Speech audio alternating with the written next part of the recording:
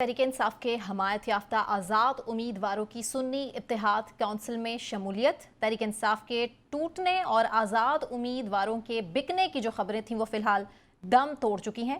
इस्लामाबाद में पाकिस्तान तहरीक इंसाफ ने मजलिस वहदत मुस्लिमीन और सुन्नी इत्तेहाद काउंसिल के रहनुमाओं के साथ प्रेस कॉन्फ्रेंस की है और इस प्रेस कॉन्फ्रेंस में बड़े ही अहम दावे भी किए गए हैं। बैरिस्टर गौहर, उमर अयूब, रऊफ हसन, अलामा राजा, नासिर अब्बास और चेयरमैन सुन्नी इत्तेहाद काउंसिल साहबजादा हामिद रजा भी इस प्रेस कॉन्फ्रेंस में मौजूद थे।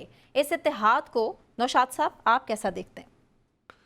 देखिए, शायद तहरीक इंसाफ के पास इसके अलावा वैसे तो कोई चॉइस नहीं है फिल वक्त जो मामला जिस तरह से चल रहे हैं, लेकिन जो सिचुएशन जिस मकसद के लिए ये इन इत्तेहाद का हिस्सा बना जा रहा है, मुझे लगता नहीं है कि जो मखसूस नशस्तें हैं वो शायद पाकिस्तान तहरीक इंसाफ के जो आज़ाद उम्मीदवारों को मिल पाएंगी और या इन दोनों जमातों को मिल पाएंगी, क्योंकि मेरी अंडरस्टैंडिंग ये है कि चूँकि इलेक्शन कमीशन की एक जो प्रोसीजरल जो हमने देखा है अब तक वो ये है कि आप पहले विमेन रिजर्व सीट्स जो हैं उनकी और अपनी माइनॉरिटी की लिस्ट जमा कराते हैं इलेक्शन कमीशन के पास, जो शायद पता नहीं, मैंने कल इनसे पूछा था राजा अब्बास साहब से एक प्रोग्राम में, हमारे जो प्रोग्राम है उसके अंदर उन्होंने मुझे कहा था कि जी हमने तो लिस्ट पीटीआई को दे दी थी। मुझे नहीं पता सुन्नी जो इत्तेहाद है उन्होंने कितनी खवातीन की नशस्तें जो हैं वुमेन रिजर्व सीट के लिए कराई थी, और सेकंड बात यह है कि जो नाम वहाँ मौजूद हैं वो फिर रिजर्व सीट सुन्नी इत्तेहाद को मिलेंगी,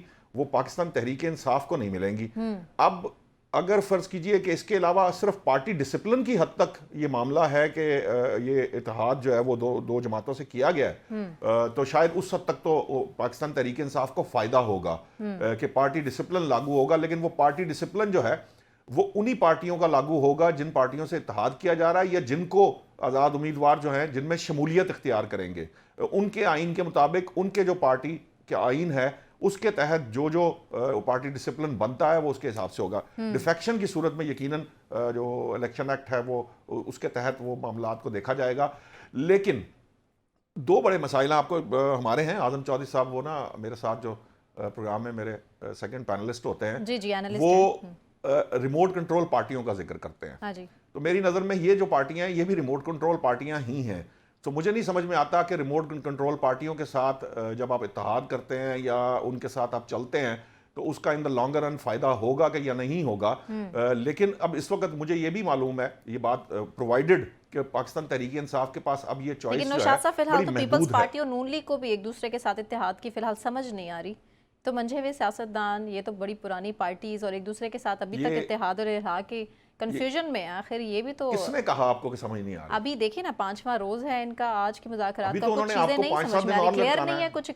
और बिलावल साहब ये कह रहे हैं कि मैं आपको वजारतें नहीं हमें चाहिए, लेकिन आपके प्राइम मिनिस्टर के लिए हम वोट दे देंगे। कोई डेडलाइन दी गई थी किसी जमात से या उनका जो मुज़ाकरात हैं, लेकिन नौशाद साहब आप खुद देखें 8 फरवरी का दिन और आज का दिन अभी तक कोई पिक्चर क्लियर नहीं हुई। अभी तो असेंबली इजलास तक जाना है, अभी तो हल्फ के बाद भी मामला तय होने हैं, जब हल्फ ले लिया जाएगा उसके बाद भी बहुत सारी चीजें आपके सामने आएंगी। बहुत कुछ है जो कि अभी सियासतदान जो होते हैं ना, सियासतदान कभी भी अपने तमाम तर कार्ड्स खोलकर सबके सामने नहीं रखते। अभी भी नौशाद साहब आपको नहीं लगता टाइम बहुत ज्यादा क्या लगता है कि ये अभी किसने कहा टाइम? ये आप कैसे तय कर रही है कि टाइम बहुत गुजर गया? क्या 21 दिन का वक्त गुजर चुका?